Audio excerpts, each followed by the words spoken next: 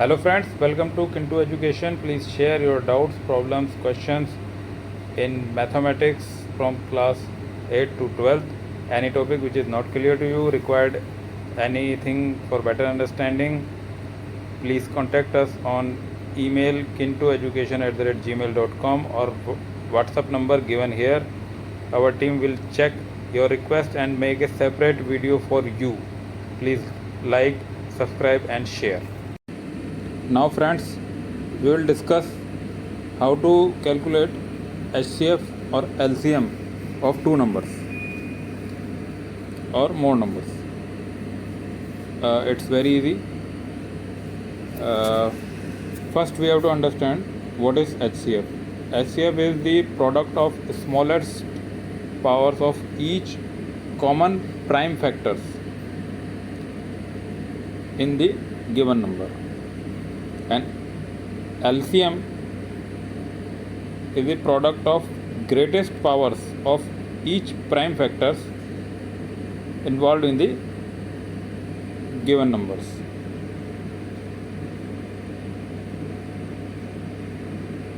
For example हमारे पास दो numbers हैं 20 और दूसरा है 6. हमें इनके HCF और LCM निकालना है. तो सबसे पहले हम इनके प्राइम फैक्टर करेंगे. ठीक है, तो 20 का प्राइम फैक्टर निकालेंगे. तो 20 का प्राइम फैक्टर होगा 2 मल्टीप्लाइड बाई 2 मल्टीप्लाइड बाई 5.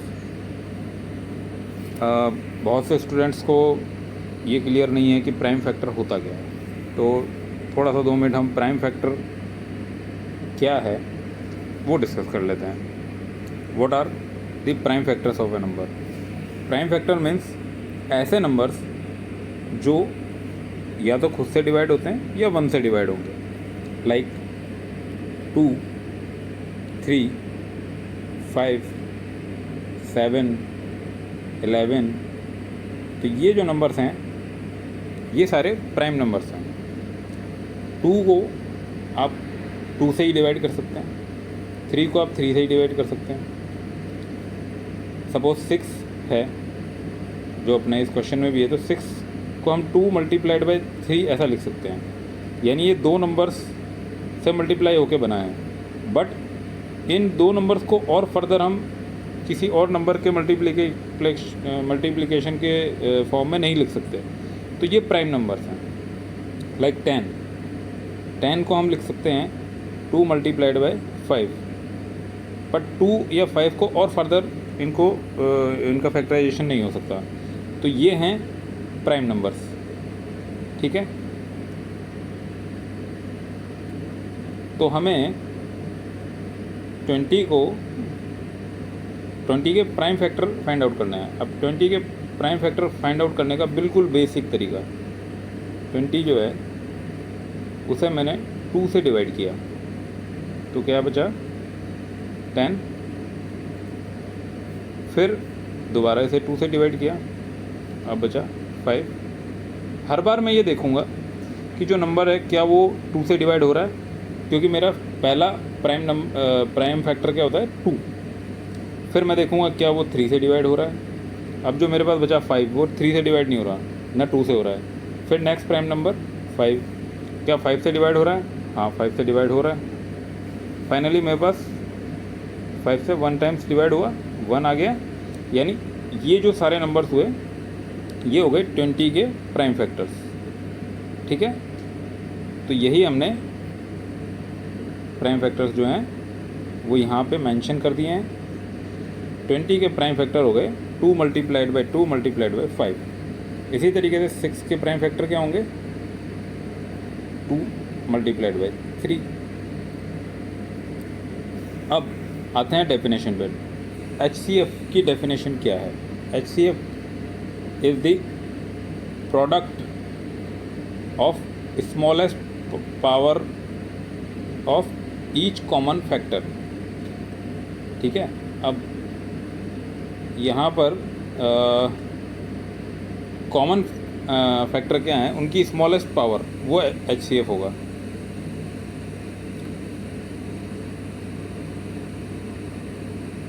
तो यहाँ पर अपने पास जो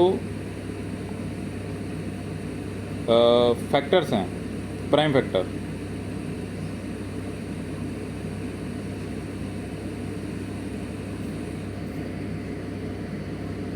इसकी अगर हम स्मॉलेस्ट कॉमन पावर फैक्टर की हमें बात करनी होगी। यहाँ पर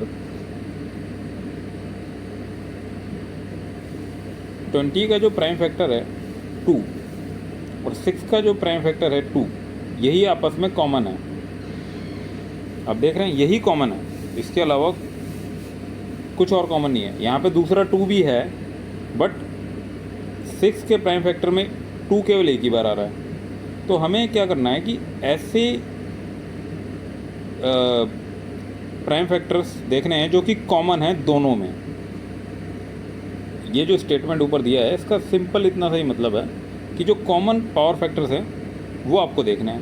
तो इन दोनों नंबर्स में जो कॉमन पावर फैक्टर हैं, common prime factor, prime numbers जो इसमें आ रहे हैं वो क्या हैं? 2। ठीक है, तो इनका जो HCF होगा वो 2 होगा। बहुत सिंपल मेथड है, दो नंबर्स के प्राइम फैक्टर किए और उन प्राइम फैक्टर में जो कॉमन प्राइम फैक्टर है वो HCF होगा। ठीक है, अब बात करते हैं LCM की। सेम वही मेथड, 20 को हमने लिख दिया 2 मल्टीप्लाइड बाई 2 मल्टीप्लाइड बाई 5 और 6 को हमने लिख दिया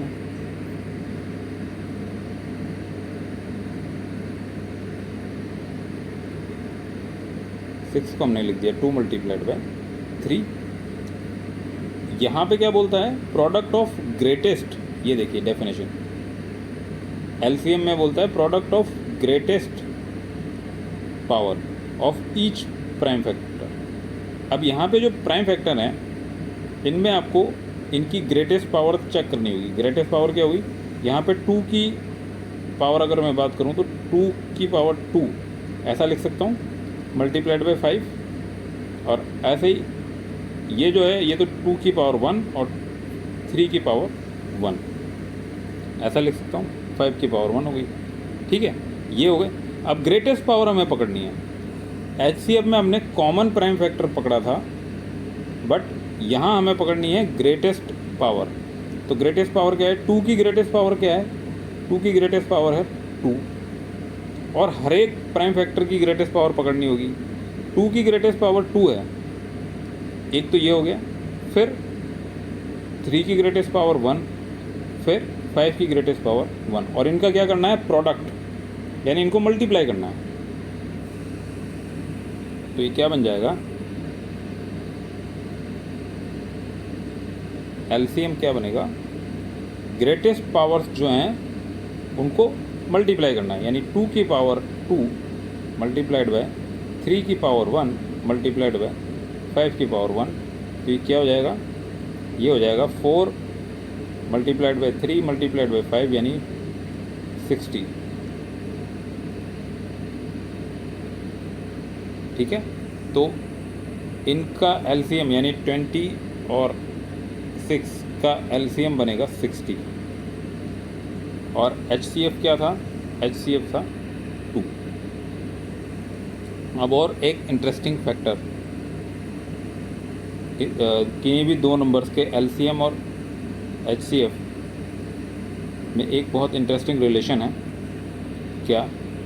कि जो दो नंबर्स हैं यानी A और B, इनको अगर मल्टीप्लाई किया जाए तो इनका मल्टीप्लिकेशन इक्वल होता है इनके HCF और LCM के मल्टीप्लिकेशन के। ये बहुत इम्पोर्टेंट फार्मूला है, आप इसको ध्यान रखें। इस पर बहुत क्वेश्चंस एग्ज़ाम्स में और कॉम्पिटिटिव एग्ज़ाम में भी आते हैं। सपोज जो हमने दो नंबर लिए 20 और 6, इन दोनों को अगर मल्टीप्लाई करें तो आएगा 120, और जो इनके HCF निकाला था हमने इन दोनों नंबर्स का 2 था, और LCM निकाला था वो था 60। तो अगर हम 2 मल्टीप्लाइड बाई 60 करते हैं तो वो भी आता है 120। सीधा सीधा रिलेशन बन गया कि 20 मल्टीप्लाइड बाय 6 यानी दोनों नंबर्स को मल्टीप्लाई किया जाए तो उनका जो मल्टीप्लिकेशन होगा वो इक्वल होगा उनका HCF और LCM के मल्टीप्लिकेशन पे। अब इसका एप्लीकेशन क्या होगा? इसी क्वेश्चन में अगर आपको ऐसा कहा जाए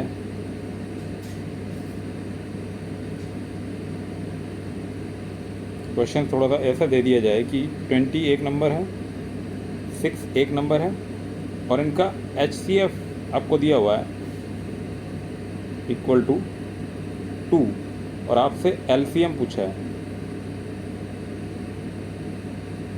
आपको LCM फाइंड आउट करना है। तो बहुत सिंपल है, 2 मल्टीप्लाइड बाय 6 यानी दोनों नंबर्स का product equal to LCM multiplied by HCF।